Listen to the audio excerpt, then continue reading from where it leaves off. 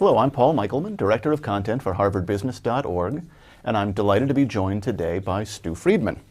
Stu is the author of the Harvard Business Review article, Be a Better Leader, Have a Richer Life, and the book Total Leadership. Stu, thanks for joining us today. Thanks for having me, Paul. It's great to be here. Our pleasure. Okay, our goal for today is to help our audience become better leaders by simultaneously excelling in 4 areas of their life: work, home, community, and self. Right. So let's begin by allowing me to play devil's advocate. We're right talking about work here. What do I care about the other 3 areas? Why care about your family, society, and your private self, your mind, body, and spirit, when your primary focus is work? Well, the most important reason is that these other parts of your life affect your work. Right? So how things are going at work or in your private sphere of mind, body, and spirit, and your sense of contribution to society or to your friendship networks, your social groups, all that affects your performance at work. And one of the things that we've found is that the more you can bring the whole person in, the more energy, the more productivity, the more commitment, loyalty, and focus you have at work. So it makes business sense to account for the whole person's interests and passions. Is what we're talking about here work-life balance, or is there something more to it than that? A lot of people talk about work-life balance. Many more people today than when I first started addressing this issue 20 years ago when my first son was born.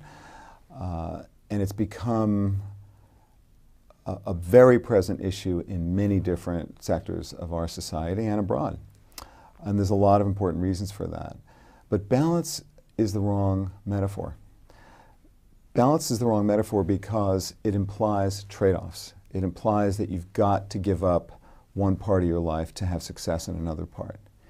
And what I want to encourage people to do is to see the possibility of what I call 4-way wins, which requires that you use leadership to better integrate the different parts of your life, all 4: work, home, community, and self, and to generate the support that you need from the key people around you for making change, creating meaningful, sustainable change in how, where, and when you get things done, so that it's better for you and better for the different people in the different parts of your life. And what I find is that when you do that, when you take an approach that's not about trading off or balancing, but rather integrating in an intelligent way that fits your life, your world, that it actually works. So help me out here. I, like a lot of members of our audience, I'm sure, was brought up with the mentality that life is about trade-offs, that you do have to be willing to sacrifice in one area to excel in another. So let's get specific here. Help us understand how to take that leap to this new mentality. It starts with being real, which means understanding what really matters to you. And so there's a couple of really fun and interesting ways of doing that, looking at your core values, looking at your future. What's the legacy you want to leave for the world 20 years hence? What are the most important parts of your life today in terms of work, home, community, and self? So you take the 4-way view and see, well, which of these parts are really most important to me? And then where do I focus my time and attention? And how are things going in each of the different domains? So all that is a part of being real, what really matters. The second piece, be whole, is about understanding the needs and interests, what I call the performance expectations of the key stakeholders, the most important people in your life, in the different parts of your life. So you think about and write about who the most important people are and what your mutual expectations are at work, at home, in the community, and for yourself in terms of your own mental health, physical health, and spiritual growth and development, and leisure.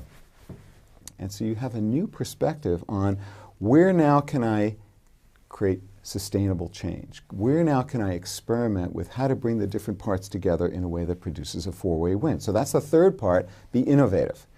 Act with creativity by experimenting with how you do things. And so the fun part is experimenting. So what kinds of experiments do people do?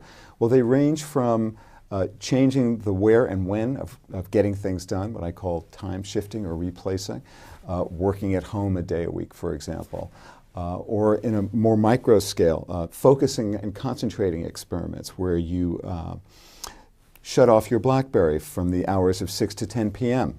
a couple of nights a week and see what benefits that brings for the different domains of your life, the different areas.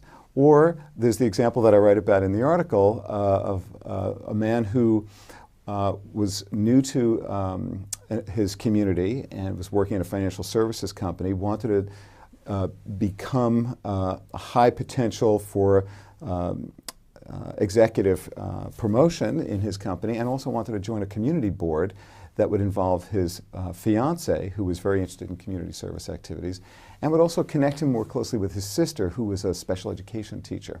So his experiment was to join this community board and to extend his network of professional contacts in the community. Of course, the bank saw that as something that was good for them, and it was also good for his family as well as for himself and his community. So those are some examples. Great. So we've got something of an arc here that begins with kind of introspection, reflection, discussion with others, finding that gap between who you are, who you want to be, and then experimentation. Right. So when I talk to people, months and years down the road about what they take away from this process, it's less about the impact of a particular experiment than it is on their capacity to lead change in all the different parts of their life. And that's really a primary goal of this approach. Stu Friedman, thanks very much. Thank you. To learn more about how to put Stu's ideas into practice, you can visit his website, totalleadership.org.